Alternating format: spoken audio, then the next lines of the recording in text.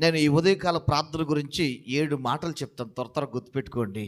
ఈ వేకుజామున లేచేవాళ్ళు అభిషేకం ఎక్కువ చూస్తారు. ఆమెన్. వేకుజామున లేచే వాళ్ళకి అభిషేకం చాలా బాగుంటుంది. రెండవది, వేకుజామున లేచి ప్రార్థన చేసే వాళ్ళకి ఆరోగ్యం చాలా బాగుంటుంది. ఆమెన్, హల్లెలూయా. మూడవది, వేకుజామున లేచేవాళ్ళు ఆశీర్వాదాన్ని చూస్తారు. వాళ్ళు సామాన్యులుగా, అల్పులుగా, చిన్న సంఘాలు, చిన్న సేవ, ఆర్థికంగా బలహీనంగా ఉండరు. వాళ్ళు చాలా ఉన్నతమైన వ్యక్తులుగా ఉంటారు. అభిషేకాన్ని చూడాలంటే వేకుజామున, ఆరోగ్యం పొందాలంటే వేకుజామున, ఆశీర్వాదం అనుభవించాలంటే వేకుజామున లేవాలి. తర్వాత ఎవరైతే వేకుజామున లేచి ప్రార్థన చేస్తారో వారు ఆత్మీయ జీవితం చాలా బాగుంటుంది. ఆమెన్. దేవుని స్వరం వారికి వినబడతా ఉంటుంది, తాజా ఉపదేశం వారికి చేయబడతా ఉంటుంది.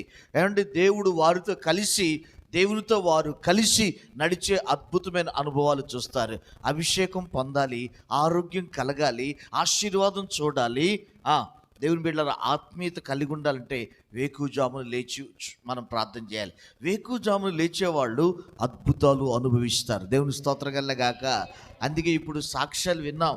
అండ్ ఒక సిస్టర్ అరగంట ప్రార్థన చేసి ఆవిడ 2.5 గంటలు అటండి.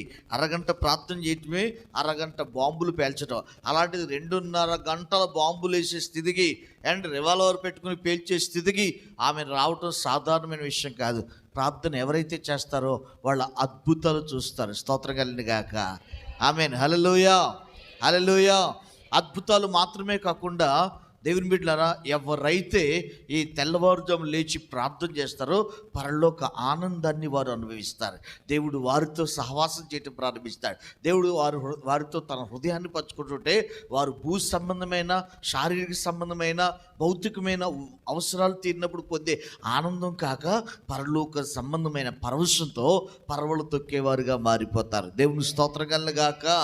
ఏమండి, వేకుజామును ప్రార్థన చేసేవారు మరో సంగతి, అల్పులుగా ఉండరు, అత్యున్నతులుగా మారిపోతారు. ఆమెన్.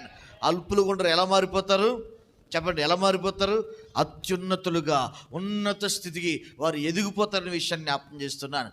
ఆశీర్వాదం చూడాలి, అభిషేకం పొందాలి, ఆరోగ్యం కలిగి ఉండాలి, ఆత్మీయతను రుచి చూడాలి అనుకునేవారు, దేవుని బిడ్డలారా, అత్యున్నతమైన స్థాయికి వెళ్ళాలనుకున్న వాళ్ళు వేకుజామున లేచి దేవుని సన్నిధిలో ప్రార్థన చేయాలి. అర్థమైన ఒకసారి చప్పటి కూడా ఒకసారి